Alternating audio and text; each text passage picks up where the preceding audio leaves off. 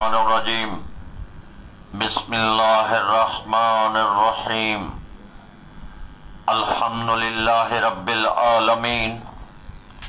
الصلاة والسلام علی اشرف الانبیاء والمرسلین۔ السلام علیکم سامعین کرام، آج کی اس ویڈیو میں خصوصاً درس اسلام کا جو سلسلہ چل رہا ہے، آج نہایت اہم موضوع ہے۔ موضوع یہ ہے کہ ہمیں پریشانیاں کیوں لاحق ہو جاتی ہیں اور پریشانیوں کے اسباب کیا ہیں، وجوہات کیا ہیں۔ ہمارے معاشرے میں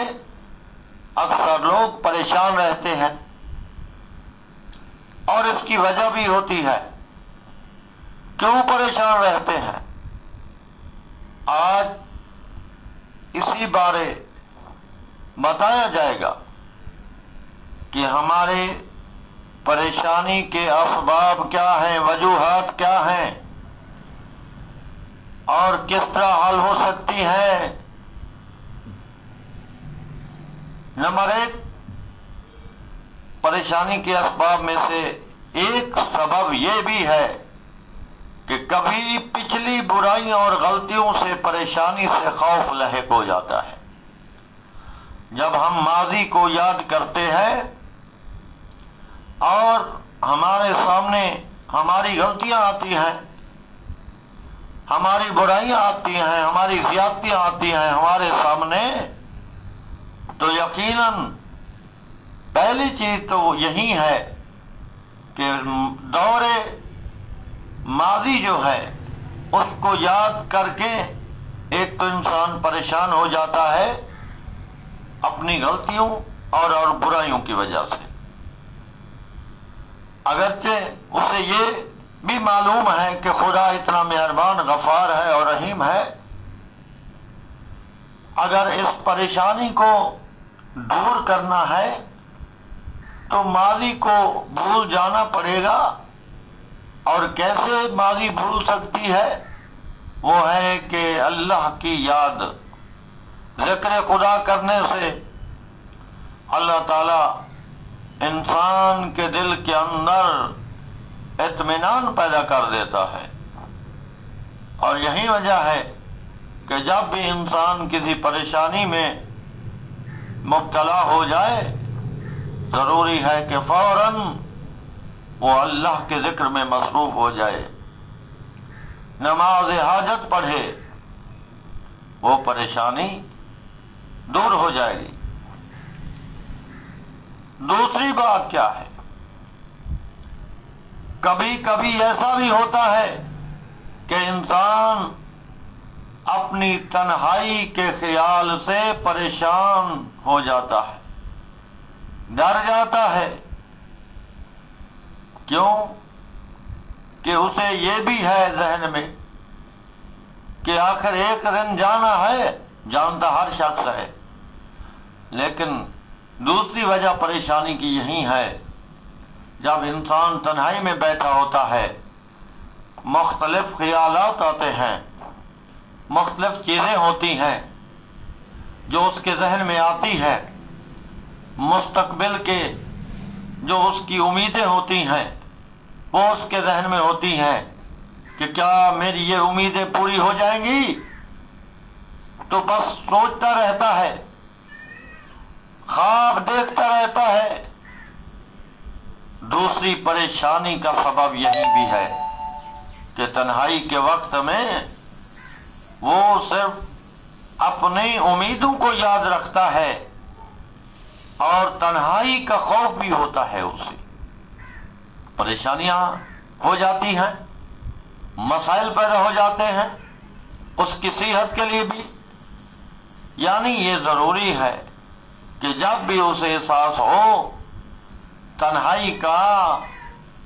تو وہ تنہا نہ سمجھے اپنے آپ کو، کہ وہ خداوند تعالیٰ کی رحمت اس کے ساتھ ہوتی ہے جب وہ ذکر خدا کرتا ہے۔ تیسری بات ہے کبھی اپنی بے مقصد زندگی اور نکمے پن کے احساس سے بے چینی ہوتی ہے، لیکن اس حکمت والے خدا پر ایمان رکھنے سے پریشانی دور ہو جاتی ہے، جس نے اس دنیا کی ہر شے کو اپنی حکمت کے مطابق اور مقصد کے لیے اور بھی ایک مقرر کی ہوئی مقدار اور ایک شمار کی ہوئی مدت میں ایک خاص دائرے میں پیدا کیا ہے۔ یعنی تیسری بات یہ ہے کہ جب انسان یہ سمجھے کہ میرا یہاں رہنا بے مقصد ہے، میرے رہنے کا کوئی فائدہ نہیں ہے، میری زندگی بے مقصد ہے، کیونکہ بے مقصد زندگی جو ہے وہ ہمیشہ انسان کو پریشان کرتی ہے۔ جب ایک با مقصد کوئی زندگی ہوتی ہے، طریقہ کار ہوتا ہے زندگی گزارنے کا، ایک منزل ہوتی ہے کہ میں نے یہ کرنا ہے، میرا مقصد خدمت خلق ہے، تو یہ چیز ضروری ہے کہ انسان کی زندگی با مقصد ہونی چاہیے، تب وہ شخص پریشانیوں سے بچ جاتا ہے۔ ورنہ کیا ہوتا ہے، جب انسان کے سامنے کوئی راستہ متعین نہیں ہوتا، بالکل معین نہیں ہوتا، تب وہ پریشانیوں کا شکار ہو جاتا ہے، اسے احساس کمتری بھی ہوتا ہے، اپنے نکمے پن کا احساس بھی ہوتا ہے کہ یقیناً یہ میری زندگی بے فائدہ گزری ہے، کاش میں شعوری حالت میں جب آیا اس وقت اگر میں یہ بالکل معین کر لیتا، تعین کر لیتا کہ میری منزل فلاں ہے، میں نے فلاں کام کرنا ہے، میں نے اللہ کی مخلوق کی خدمت کرنی ہے، میں نے اپنے والدین کی خدمت کرنی ہے، میرا مقام فلاں ہونا چاہیے۔ جب انسان کے سامنے منزل معین ہوتی ہے تب وہ کوشش کرتا ہے کہ وہ اپنے راستے کو جلدی طے کرے اور پھر وہ اس کے مطابق عمل کرتا ہے۔ چوتھی بات یہ ہے کہ کبھی پریشانی اور بے چینی اس لیے ہوتی ہے کہ انسان سب کو خوش نہیں کر پاتا اور اب بے آرام ہے کہ میں نے فلاں شخص اور فلاں شخص کو میں نے راضی نہیں کیا۔ چوتھی بات نہایت اہم ہے کہ دیکھیں دنیا میں انسان سب کو خوش نہیں کر سکتا، اور چاہے ایک گھر میں بھی ہے کچھ لوگ خوش ہوتے ہیں کچھ خوش نہیں ہوتے، ہمارے مزاج سے بھی ایسے کچھ لوگ خوش ہوتے ہیں، ہمارے کام سے بھی کچھ لوگ خوش ہوتے ہیں کچھ خوش نہیں ہوتے۔ تو جب ہمارے ذہن میں یہ آتا ہے ہم نے تو فلاں کو ناراض کر دیا ہے، کچھ راضی ہیں کچھ ناراض ہیں،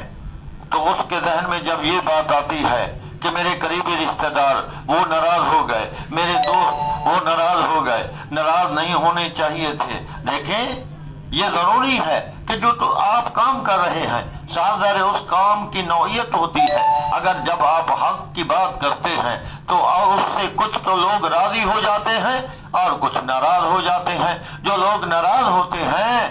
یقیناً وہ اس حق سے انحراف کرتے ہیں اور تجھے ان کی پرواہ نہیں کرنی چاہیے، کیونکہ تیرا مقصد زندگی اگر رضا خدا ہوگا تب یہ زندگی سکون سے گزرے گی، اطمینان سے گزرے گی۔ اگر یقیناً ہم ان تمام پریشانیوں سے نجات حاصل کرنا چاہتے ہیں تو ہمیں چاہیے ان کا علاج صرف یہی ہے کہ ذکر خدا اور اپنی زندگی کو با مقصد بنائیں۔ اللہ تعالی ہمیں توفیق دے کہ ہم پوری طرح دین اسلام کے احکام پر عمل کریں۔ آمین ثم آمین۔